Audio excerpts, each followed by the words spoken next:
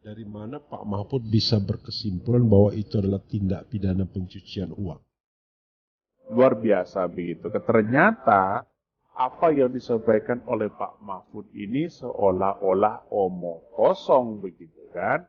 Kalau memang ini dibiarkan, maka kemudian yang terjadi apa? Yang terjadi bahwa Pak Mahfud dianggap bohong. Dan terlanjur sudah masyarakat mengambil kesimpulan bahwa telah terjadi korupsi atau penggelapan senilai 300 triliun Menko. Ini Pak Mahfud harus tahu dan Pak Mahfud harus berani ungkap itu kalau memang itu terjadi begitu. Jangan takut begitu. Berarti kan Pak Mahfud atau Prof Mahfud membuat fitnah dong, Menko Polhukam. Ya, membuat kisah pemerintah sendiri. Jadi ini harus dibuat clear. Mana yang betul, tetapi jangan kemudian main langsung tutup begitu saja. Tapi sebenarnya KPK tetap bisa mengusut ini dugaan pasal 2, pasal 3 Undang-Undang Pemberantasan Korupsi dengan proses bahwa ada setidaknya pembiaran wajib pajak itu membayar tidak sesuai semestinya, bahkan sangat kecil, dan itu dibiarkan.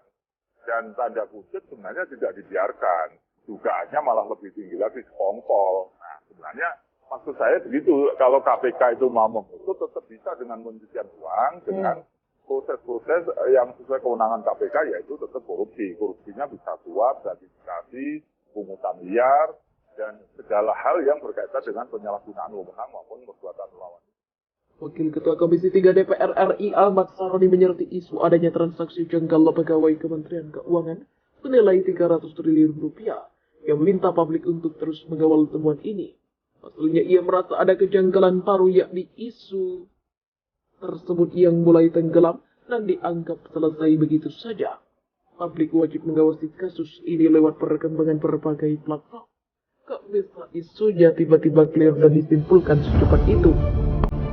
Kata Saroni kepada wartawan di Gedung Parlemen Senayan, Jakarta, Rabu 15 Maret 2023. Saroni mengatakan transaksi 300 triliun rupiah di Kemenko harus dibuka seterang-terangnya. Terlebih, isu tersebut sudah terlanjur mengemuka di masyarakat. Publik sudah terlanjur dibuat bingung oleh banyaknya narasi yang beredar. Jadi saya minta temuan ini tolong benar-benar diusut tuntas. Kalau sudah clear, para pemangku kepentingan punya tanggung jawab untuk membuka kasus ini seterang-terangnya kepada publik, ujarnya. Saroni tak mau kasus besar tersebut berhenti begitu saja, ibarat angin lalu. Mengingat kasus ini sudah menjadi pusat perhatian publik, karena itu perlu penyampaian informasi benar-benar akurat. Dua hal yang saya soroti dari temuan besar ini. Pertama, jangan sampai karena terlanjur mendapat perhatian yang begitu besar, kasus ini jadi seakan-akan dihentikan, tidak ada penjelasan yang jelas, ucapnya.